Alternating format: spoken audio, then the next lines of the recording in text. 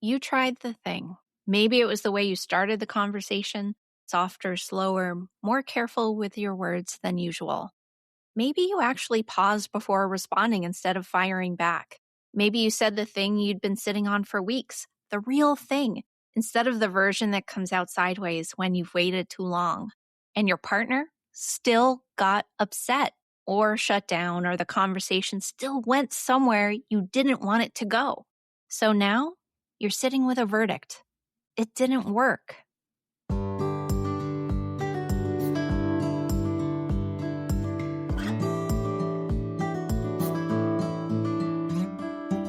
You're listening to Coupled With, the podcast that helps you take the guesswork out of feeling seen, heard, and valued in your relationship. If you've ever felt stuck in the same arguments, struggled to stay connected, or wondered how to better communicate with your partner, you're in the right place. I'm Dr. Rachel Orlick, a couples therapist and coach, and together, we're going to make relationships make sense. Let's dive in.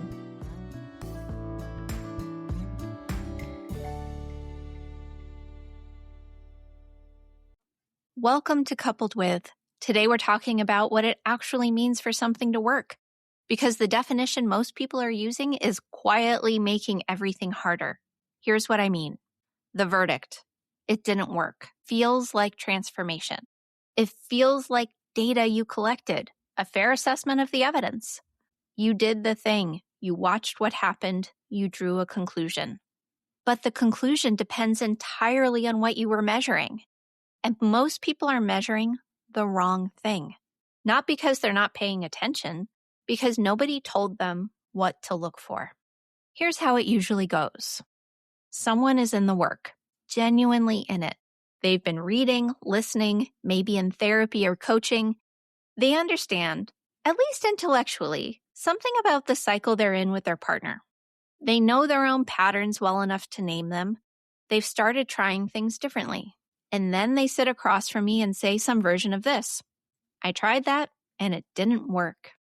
Sometimes it's the pause before responding. They held it. They didn't escalate. They were proud of themselves for it. And their partner still got loud or withdrew, or the fight happened anyway, just later. Sometimes it's a vulnerable conversation they finally initiated. They said the real thing, the underneath thing, instead of the complaint on the surface. And their partner got defensive or looked uncomfortable or said something that made them feel more alone than before they opened their mouth. And so the conclusion assembles itself. The thing didn't work. Maybe nothing will work. Maybe we're just too different. Maybe this is just who we are. The speed of that conclusion is worth noticing. One attempt, one data point, and already there's a verdict about the relationship, the tools, and whether change is even possible. Now, I want to be clear. The frustration is completely understandable. When you work up the courage to do something differently and nothing seems to shift, that's genuinely discouraging. The effort was real. The hope underneath was real. The disappointment when it doesn't land the way you expected, that's real too. But here's what I want to gently name. The expectation that something should produce a different result in your partner immediately, visibly, and the first time is not an expectation about the tool. It's an expectation about how nervous systems work. And nervous systems just don't work that way. So let's look at what working actually means in the context of nervous systems and attachment, because it is genuinely not what most people think it is. When someone says that didn't work, what they almost always mean is one of two things, or both at once. Either, my partner still had big feelings, so clearly nothing changed. Or, I still felt uncomfortable, so clearly I did it wrong. Both of those conclusions make sense if you believe that the goal of relational work is the absence of discomfort. If working means no more conflict, no more tension, no more difficult feelings, then yes, one careful conversation that still ends in an argument is a failed experiment. But that's not what working means. Your partner having feelings is not evidence that you did something wrong. Your partner getting upset in a conversation where you tried something new is not proof the new thing failed. In fact, and this is the part that tends to land with some resistance, your partner's nervous system having a reaction means it's paying attention. It means something is happening. The absence of reaction is often the more worrying sign. Here's what working actually looks like in the early stages. You do something different, and the cycle doesn't escalate as far as it used to. Or it escalates and then comes back down a little faster. Or your partner says something sharp, and instead of the familiar shutdown, there's a crack of something else, a moment of contact before the door closes. They are easy to miss if you're looking for the wrong thing. They can be pretty subtle. Working means the nervous system is getting evidence. Small, repeated, consistent evidence that this relationship is becoming a place where it can be slightly safer, not all at once, not safe after one good conversation, slightly safer over time, because the pattern is changing, not because the feelings have stopped. Here's the biology underneath this, translated out of a textbook. Your nervous system and your partner's is running a continuous background process. It's not conscious or deliberate. It's just constantly asking quietly, is this safe? Can I relax here? Is this person going to be there when I need them? That process was shaped long before this relationship. It was shaped by every early experience of reaching for connection and finding it or not finding it, or finding it inconsistently. The nervous system learned, given the data it had, what to expect from closeness, whether vulnerability was safe or costly, whether needing someone reliably led anywhere good. And then you walked into each other's lives carrying those learned systems, and those systems started interacting. What this means is that changing the relational pattern is not a communication problem that gets solved with better phrasing. It is a nervous system problem that gets solved with evidence, repeated, consistent, over time evidence that the old predictions don't apply here anymore, that it's safe to stay open, that the other person can be trusted with the soft parts of you. One careful conversation does not produce that evidence. It does contribute to it. Think of it less like flipping a switch and more like making a deposit. Each time you pause instead of escalate, you make a deposit. Each time you come back after a rupture, you make a deposit. Each time you stay regulated when your own nervous system wants to go somewhere louder or further away, you make a deposit. Your partner's nervous system is keeping a ledger, not consciously or intentionally, but biologically. It is tracking whether the pattern is changing, and that ledger takes time to update. This is why consistency is the variable that matters most. Not perfection, not getting it right every time. Consistency, showing up with the same intention across many interactions, across many attempts, across many moments where the old pattern would have been easier. The shame on both sides of this is worth naming. The person doing the work feels like they're failing when their partner doesn't immediately respond. And the partner, whose nervous system is still learning whether it's safe to trust the new pattern, isn't withholding response to be difficult. They're waiting for enough evidence. That's not resistance. That's biology. Quick pause here, because what we're talking about in this episode is often part of a larger pattern. One partner starts trying harder to hold the relationship together, the other partner starts pulling back, and both nervous systems end up feeling more and more overwhelmed. If that dynamic feels familiar, I made something that might help. It's a free 10-minute training called Why Love Feels Like Too Much, where I explain the cycle that escalates both partners, and a short nervous system reset that can help you interrupt the spiral before it turns into another painful fight. You can find it at the link in the show notes. So we've established that the nervous system changes on evidence, not intention, and that evidence takes time to accumulate, which means the question isn't, did it work this time? The question is, Over time, are our nervous systems learning that this relationship is a safer place to be? That is a different question, and it has a different timeline. I want to be honest about something here because I think this is where the harder truth lives. You only have control over your side of this. What you regulate, what you repair, what you bring consistently, that is yours.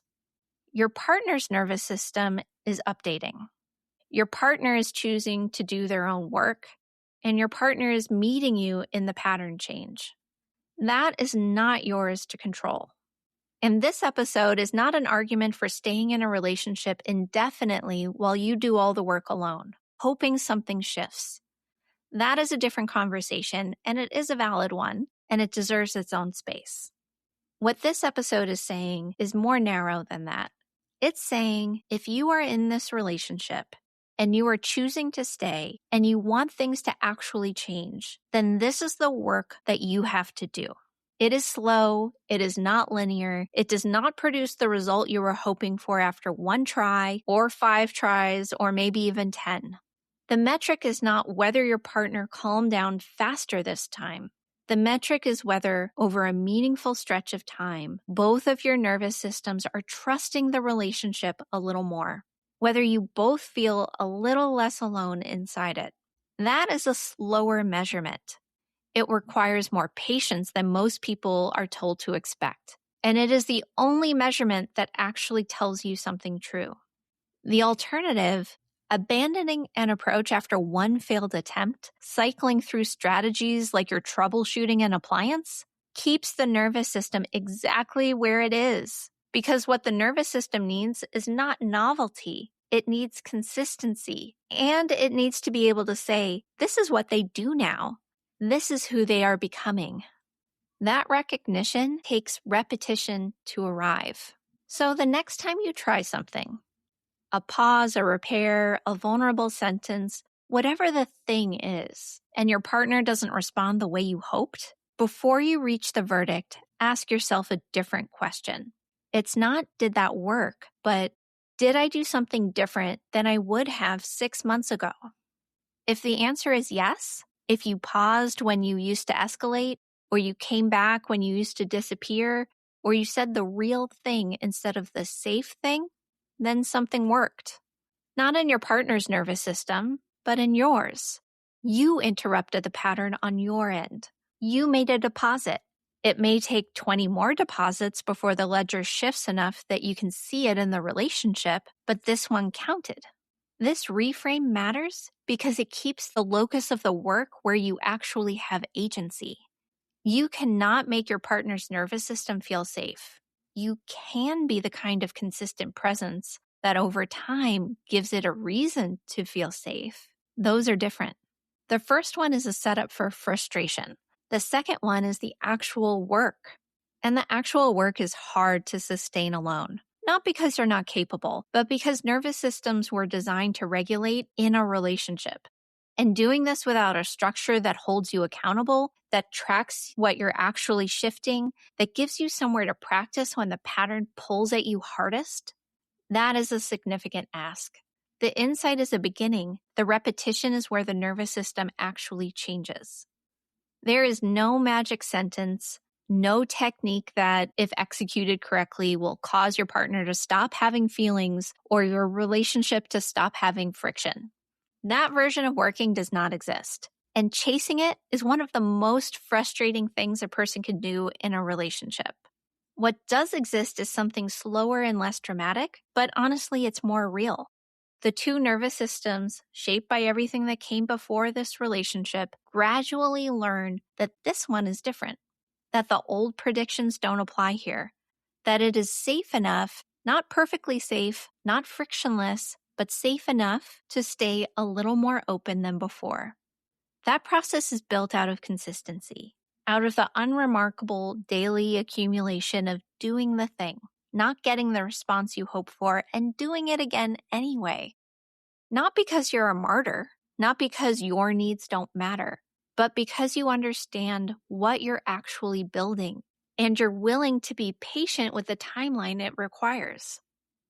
You will have moments where you try something and it lands, and moments where you try the same thing and it doesn't because it's a Tuesday. Both of those are data. Neither one is the verdict on whether that skill is working. The question worth asking, not after one conversation, but after 6 months, after a year, is not did my partner calm down faster? It's do we feel less alone in this than we used to? That is the measurement that tells you something true about whether the work is working. It is certainly a harder question. It requires you to hold a longer view than most of us are naturally inclined to when we're tired and frustrated and hurting and wondering if any of this is going anywhere. But it is the right question, and you already know how to start answering it. Consistency isn't the slow path, it's the only path. If you want the guided version of this work, my private audio series is linked in the show notes. You can start anytime. That's it for today's episode of Coupled With. Thank you so much for spending this time with me. If this episode resonated with you, I'd love for you to hit subscribe so you never miss what's next. And if you found it helpful, please share it with a friend or leave a quick rating and review. It really helps more than you know. And if you're curious about how we might work together or want more resources to strengthen your relationship, head over to my website, www.drrachelorlick.com. You'll find free tools, podcast extras, and ways to go deeper. Thanks again for listening, and I'll see you next time.